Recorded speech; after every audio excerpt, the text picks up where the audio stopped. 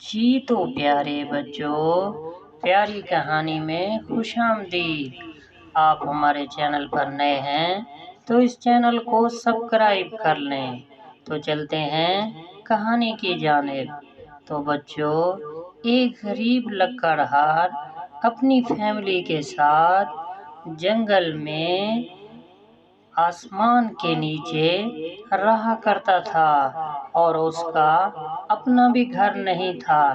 ایسے گزر بسر کرتا تھا اور اپنے بچوں کو کہتا تھا اللہ کا شکر ادا کرنا ہے۔ اور وہ لکڑہار ایک جنگل میں گیا اور لکڑیاں کاٹ رہا تھا۔ وہاں پر جنگل کا مالک آ گیا اور کہنے لگا کہ بھائی جنگل سے لکڑیاں مت کاٹو ورنہ میں تمہیں نقصان پہنچاؤں گا۔ لکڑہار نے کہا بھائی خدا کے لیے مجھے کچھ نہ کہو، میں غریب ہوں اور میرے پاس نہ تو گھر ہے، نہ رہنے کے لیے گھر ہے، نہ کھانا ہے۔ وہ لکڑہار کو کہنے لگا کہ چلتے بنو۔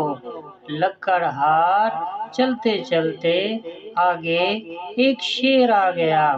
شیر سے کہنے لگا کہ او شیر، مجھے مت کچھ کہنا۔ شیر نے کہا آج تو میرے ہاتھ سے نہیں بچ پائے گا۔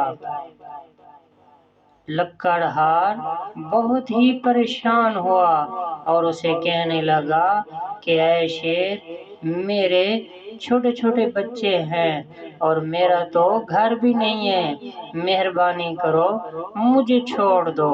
تو شیر نے اسے جانے دیا۔ پھر لکڑہار بیچارہ روتے ہوئے اپنے گھر کی طرف روانہ ہو گیا اور دل ہی دل میں سوچ رہا تھا کہ اپنے بچوں کو آج کیا کھلاؤں گا۔ نہ لکڑیاں ملی نہ کچھ، اور آگے سے شیر نے بھی وارننگ دے دی کہ اس جنگل کی طرف مت آنا۔ جب بچوں کے پاس پہنچا تو لکڑہار اپنے بچوں سے کہنے لگا کہ میرے بچوں اب دعا کرو کہ اللہ کا ہی آسرا ہے اور کچھ آثار نظر نہیں آ رہے۔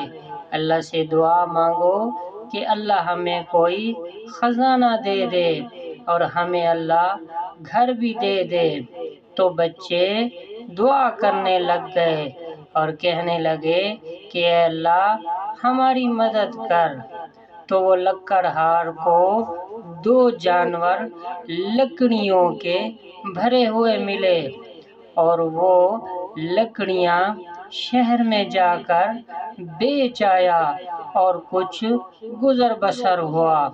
پھر ایک دن ایسا ہوا کہ وہ لکڑہار کھدائی کر رہا تھا اور کھدائی کرتے ہوئے اسے ایک سونے کی دیگ ملی، اور وہ سونے کی دیگ اتنی قیمتی تھی کہ وہ لکڑہار مالا مال ہو گیا اور اس دیگ کو لے کر اپنے بیوی بچوں کے پاس چلا گیا۔